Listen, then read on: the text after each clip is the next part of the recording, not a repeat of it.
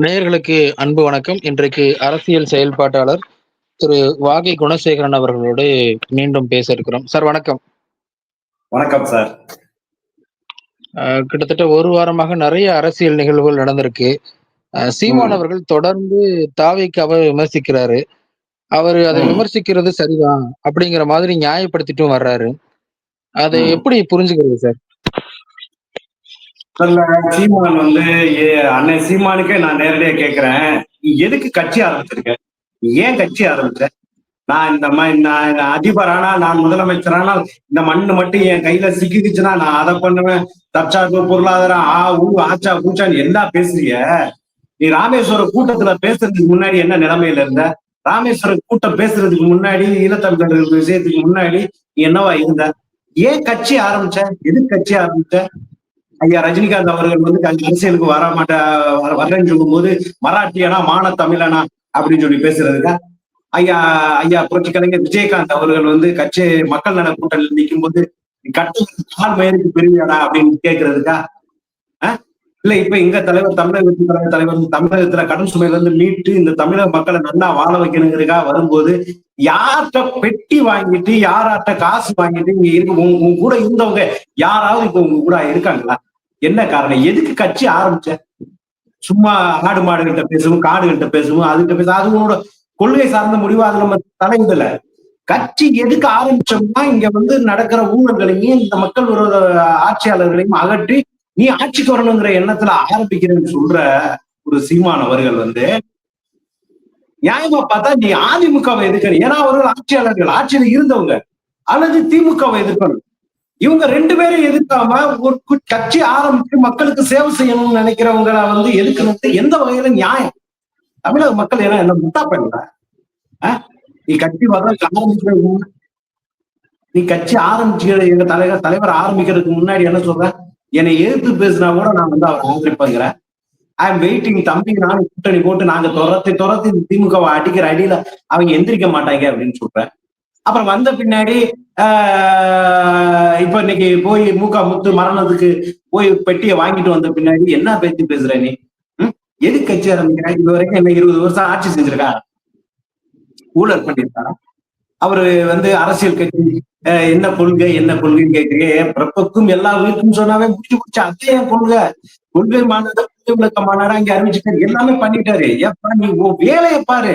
உனக்கு கல்லா கட்டுறதுக்கு கிடைச்சிச்சுன்னா இந்த கல்லா கட்டுறதுக்கு காசை கண்ட இடத்துலயும் கூவிட்டு திரியிற டேஸ் மாதிரி தெரியாத. ஒழுங்கா நீ வந்து ஏதோ சிவகங்கையில இருந்து சிங்கிள் டீக்கு வழி இல்லாம சென்னை கிளம்பி போய் படாத பாடுபட்டு உனக்கு வந்து சாப்பாட்டுக்கு வழி இல்லாம காசோட அருமை தெரிஞ்சதுனால நேர வழியில சம்பாதிக்கப்பாரு. சும்மா காட்டி கொடுக்கறதனமாவும் இந்த தனமாவும் தெரியாது. நல்லது கிடையாது. தமிழக மக்கள்லாம் இன்னைக்கு முன்ன மாதிரிலாம் கிடையாது. எல்லாம் பார்த்துக்கிட்டு இருக்காங்க. ஏதோ எங்க தலைவரோட புண்ணியத்துல மைக்கரையில குடிக்கட்டுமான அவரும் போட்டு படத்துல ஒரு பாட்டு போட்டு விட்டாரு. அந்த பாட்டை வச்சுட்டு அன்பு இளவல் என்னை ஆதரிச்சிருக்காரு அப்படின்னு சொல்லிட்டு பிரச்சாரம் பண்ணதுனால 8% ஓட்டு வாங்கிட்ட. அடுத்து நீ 2% ஓட்டுக்கு வந்த. அதுதான் உன் தலையெழுத்து. இதோட இந்த 2026 வந்து சீமான்ற ஒரு நபர் வந்து காணாம போயிடுவாரு. அதுல எந்த மாற்றமும் கிடையாது. ஒன்னும் தமிழக மக்கள்லாம் இங்க ஒன்றும் முட்டாப்பை கிடையாது. நீ சொல்றதெல்லாம் நம்பிக்கிட்டு ஒரு 100 பேரை வச்சுக்கிட்டு காட்டுக்குள்ளையும் மாட்டுக்குள்ளையும் கை தட்டிக்கிட்டு சிரிச்சுக்கிட்டு சிறுமப்படுத்தி பேசினாலே எங்க தலைவர் வந்து வானளவு உயர்ந்தவர், ஒரு புகழ்பெற்ற திரைக்கலைஞர், நல்ல மனிதன், தனது மக்களுக்கு தனது பேர் புகழ் கொடுத்த மக்களுக்கு ஏதாவது சேவை செய்யணுங்கிற ஒரு நல்ல எண்ணத்துல இந்த தமிழக மக்களை நம்பி உள்ள வர்றாரு. அவரை நீ வந்து ஆதவனை கையை மூடி மறைச்சாலும் 1000 கைகள் ஒன்று மறைச்சாலும் மறைக்க முடியாது. நீலாம் அற்ப பதறு. சீமான் வந்து ஒரு அற்ப பதறு. சீமானோட வாயோ கையோ எதுவுமே எங்களுக்கு வந்து எங்களோட சிறுமையும் படுத்தாது, எங்க தலைவரை சிறுமைப்படுத்தாது. சீமான் வந்து ஒரு வாயினால் வாயை வாடகை கொடுத்து சம்பாதிக்கும் ஒரு அற்ப அரசியல் வியாபாரி. அந்த அற்ப அரசியல் வியாபாரியிடம் போனவர்கள் அண்ணன் ராஜீவ்காந்தியா இருந்தாலும் தெரியும், கல்யாண சுந்தரமா இருந்தாலும் சரி, அதிராம் பாண்டியனோ ஏதோ சந்தேகம் அவர்களால் எல்லாம் பேசுறாரு. குகன்ராஜ் எல்லாருமே கிளம்பி போனவங்க இருக்கு. அவங்க வாழ்ந்தவங்கன்னு சொல்லி பார்த்தா அவர்கிட்ட இருக்கிற சாட்டையும் சீமானு தான் வாழ்றாங்க. அதெல்லாம் வெளிநாட்டுல வசூல் பண்ணிட்டு இங்க உள்ள அரசியல் கட்சிக்காரங்க வசூல் பண்ணிட்டு ஆட்சியில இருக்கும்போது அதிமுக ஆட்சியில இருக்கும்போது திமுக திட்டுற, இப்ப திமுக ஆட்சியில இருக்கும்போது மத்த கட்சிகளை திட்டுற. எதுக்கு நீங்க அரசியல் கட்சி வச்சு நடத்துற? ஏன் நடத்துற? உன்னைய நீ முதல்ல தற்சார்பு பொருளாதாரத்தை பத்தி நீ பேசாதப்பா. நீ உன்னைய சுய பரிசோதனை செஞ்சுப்பாரு. பாம்பு கடிச்சா ஓடக்கூடாது, ஆஸ்பத்திரிக்கு போக கூடாது, அங்க போய் நிக்கணுங்கிறியா? எவ்வளவு ஒரு முட்டாள்தனம். ஒரு கட்டுக்கதையும் நாயகன் தான் நீ. நீ எல்லாம் தயவு செய்து யார பத்தியும் எந்த அரசியல் கட்சி தலைவரையும் பேசாதங்கிறத நான் சொல்றேன். அதனால சீமான்லாம் வந்து பயனில் சொல் பாராட்டுவானே மகனில் மக்கள் பதறி என்னால் அப்படின்னு இருக்காரு. வான்மறை போட்டு மண்ணுவ பிறந்தவர். அவரெல்லாம் அற்ப பதர், மனித பதர்.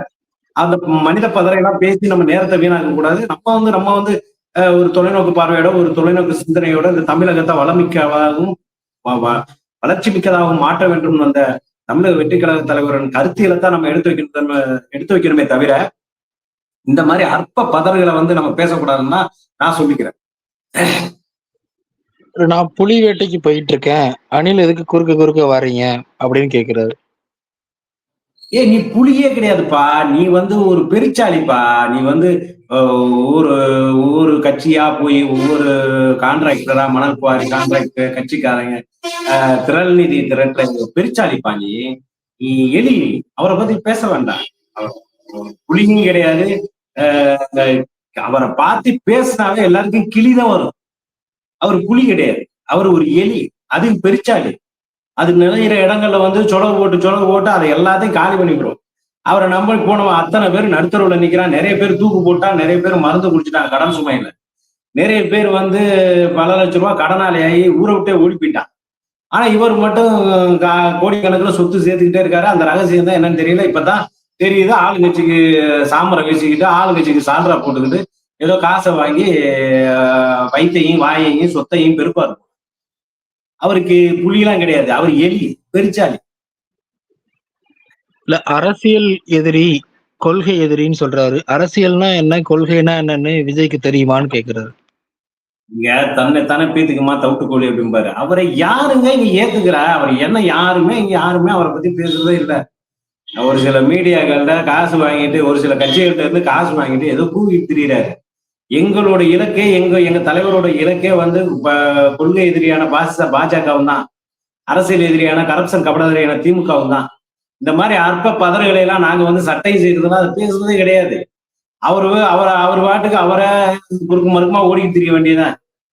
இந்த படத்துல இந்த வருத்தப்படாத வாலிபர் சங்கத்துல சூரியும் இன்னொருத்தரும் சண்டை போட்டு திரிவாங்க. அவரு போய் தள்ளி போடுங்கப்பா அப்படின்னு சொல்லிட்டு ஒரு பெரியவர் போவாரு. அது மாதிரி சாட்டை துறைமுருகனும் சீமானும் சத்தம் போட்டு திரிய வேண்டியதான். நாங்க வந்து அதையும் கண்டுக்கவே மாட்டோம். நாங்க எங்க ரூட்டுக்கு போய்கிட்டே இருப்போம். எங்களுக்கு அது தேவையில்லை. எங்களோட இலக்கு வந்து 8 லட்சம் கோடி கடனா இருக்கு இந்த தமிழ்நாடு அரசு. இங்க தொட்டதெல்லாம் ஊழல், மாநகராட்சியில ஊழல், விவசாயிகள் போராடுனா குண்டாசு சட்டம், இது பரந்தூர் விமான நிலையத்துக்கு எதிர்ப்பு, சாம்சங் தொழிலாளர் பிரச்சனை, அரிக்காப்பட்டி, இந்த மாதிரி மக்கள் பிரச்சனைகளை மக்களை சுமூகமா வாழ வைக்கிறதுக்கு உண்டானதான் நாங்க வந்து நினைக்கிறோமே தவிர ஒரு சிலர் மாதிரி கல்லா கட்டணுங்கிற எண்ணத்துல எல்லாம் நாங்க அரசியலுக்கு வரல. அரசியலுக்கு வாடகைக்கு விட்டு கல்லா கட்டுகிற குரூப் நாங்க கிடையாது. நாங்கெல்லாம் மக்களை பிளவுபடுத்த துடிக்கும் பிளவுவாத சக்திகளுக்கு எதிரி பாஜக எங்களோட கொள்கை எதிரி. இந்த உலகமே எங்களுக்கு, இந்த உலகம் இருக்கிற வரை நாங்கள் பாஜகவுக்கு எதிர்ப்பாக இருப்போம். அதே மாதிரி அரசியல் எதிரினா தந்தை பெரியார் பேரறிஞர் அண்ணா பெயரை பயன்படுத்தி ஒரு குடும்பமே கரப்ஷன் கொள்ளை அடிச்சுக்கிட்டு இருக்கு. இந்த நாட்டை வந்து கொஞ்சம் கொஞ்சமா சுருக்கி தமிழ்நாடா கலைஞர் நாடா மாத்தணுங்கிற எண்ணத்துல இருந்துகிட்டு இருக்கு. அந்த கரப்ஷன் கபடதாரிகளை வேரடி மண்ணோடும் இந்த தமிழக அரசியல் வந்து அகற்ற வேண்டும் என்ற உயரிய நோக்கத்துக்காக உருவாக்கப்பட்ட கட்சி தான் தமிழக வெற்றி கழகம்.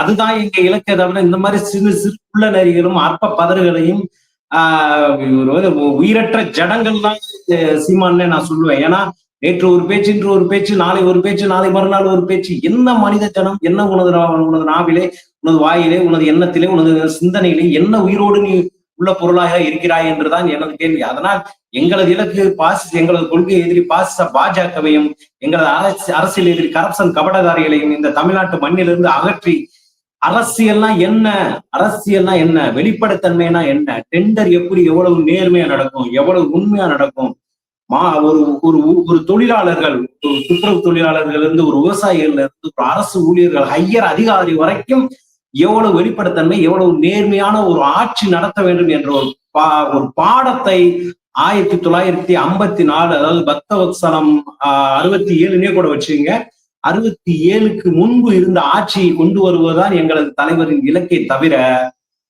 இது போன்ற சிறு சிறு சிறு பிரச்சனைகளுக்கெல்லாம் கவனம் செலுத்துவது எங்க தலைவரின் இலக்கு இல்லை என்பதை நான் தெளிவாக சொல்லிக் கொள்கிறேன். பாஜகவை மட்டும் விமர்சிக்கிறாரு, காங்கிரஸ் பத்தி ஏன் பேசுறது இல்ல அப்படின்னு கேட்கிறாரு.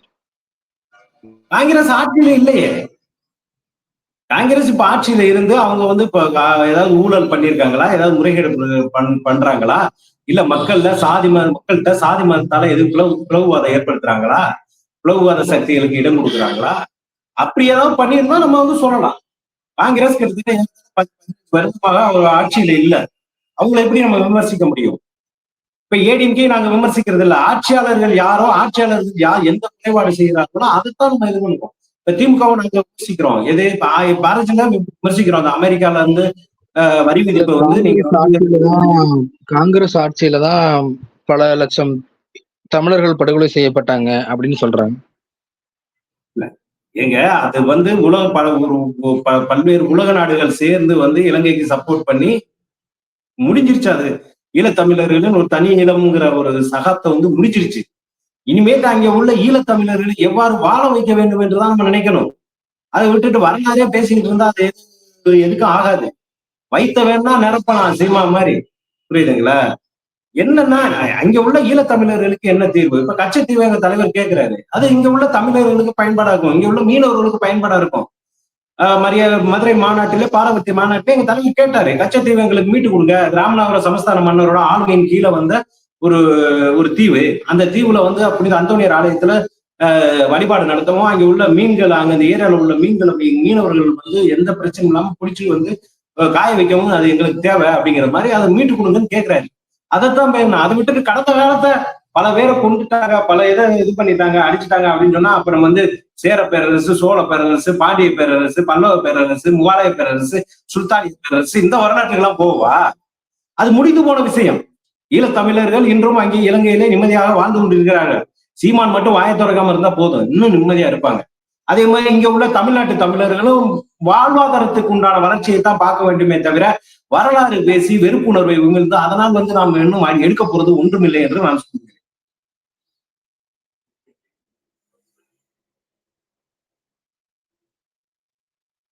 சொல்லுங்க. ஆனா தொடர்ச்சியா சீமானவர்கள் பேசும்போது கமலஹாசன் அவர்களுக்கு இருந்த அரசியல் புரிதல் கூட விஜய்க்கு கிடையாது. விஜய் வந்து ஒரு ஆபத்து, அதனாலதான் நான் எதிர்க்கிறேன். விஜயை நான் எதிர்க்கிறதுனால எனக்கு இன்னும் செல்வாக்கு கூடத்தான் செய்யும் சொல்றாரு. இல்ல, கமலஹாசனுக்கு வந்து அரசியல் புரிதல் வந்து டார்ச் லைட்டை வச்சு எரிஞ்சவரு திமுக காலடியில் போய் சரணாகதி ஆயிட்டாரு. நீ வந்து காசை வாங்கிட்டு போய் சரணாகதி ஆயிட்ட, அதனால நீங்க ரெண்டு பேரும் ஒத்து போவீங்க, அவ்வளவுதான். என் தலைவரே சொல்லிட்டாரு, நான் வந்து கேரியரின் உச்சத்தை தூக்கிட்டு எறிஞ்சிட்டு நான் வர்றேன், நான் அரசியல் அடைக்கலம் தேடி வரல, படைக்கலனோட வந்திருக்கேன்னு சொல்றேன். நீங்க அடைக்கலம் தேடி வர்ற ஆளு சீமா, அவர் நீ பேர் சீமா கிடையாது, சீமா உன் பேரு. என்ன நீ எல்லாம் மனுஷன், என்ன நீ பேச்சு பேசுற? நேத்து வரைக்கும் ஒரு பேச்சு, இன்னைக்கு ஒரு பேச்சு, நாளைக்கு ஒரு பேச்சு, நாளை கழிச்சு ஒரு பேச்சு. மனுஷன்னா தமிழ் மரபர்கள் வந்து தமிழர்கள் வந்து எவ்வளவு பெரிய அறிஞர்கள், எவ்வளவு பேரறிஞர், எவ்வளவு ஒரு கர்வத்தோடு வாழ்ற மக்கள் யார் தமிழ்நாட்டு மக்கள்.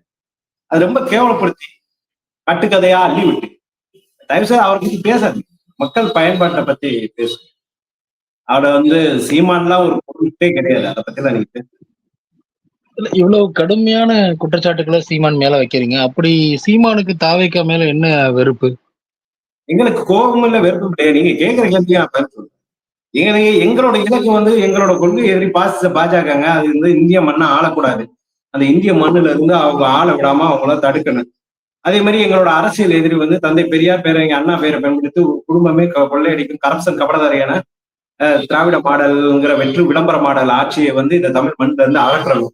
அகற்றிட்டு ஒரு நேர்மையான, வெளிப்படையான, அப்பலுக்கற்ற தூய்மையான ஆட்சியை தமிழக வெற்றி கழகம் அமைக்கணும். இதுதான் எங்களோட கொள்கையை தவிர இந்த மாதிரி ஆளுகள்லாம் எங்களுக்கு வேற எதுவும் ஒரு பொருட்டே கிடையாது. அதை பத்தி நான் கவலைப்படுறதும் கிடையாது. நிச்சயமா சார். நம்ம பேசிட்டு இருக்க இந்த நேரத்துல செங்கோட்டையன் அவர்கள் செய்தியாளர் சந்திப்பு நடத்திட்டு இருக்காரு. ஏற்கனவே ஓபிஎஸ் அவர்களும் டிடிவி அவர்களும் உறுதியா வருவாரு, நம்பிக்கை. ஓபிஎஸ் அவர்களும் டிடிவி அவர்களும் தாவேக்கா பக்கம் வர்றதுக்கு வாய்ப்பு இருக்குன்னு நிறைய செய்திகள் கேள்விப்படுறோம்.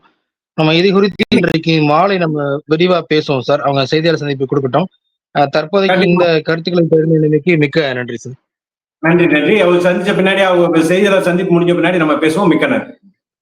நிச்சயமா, நிச்சயமா சார். நன்றி சார். நன்றி சார்.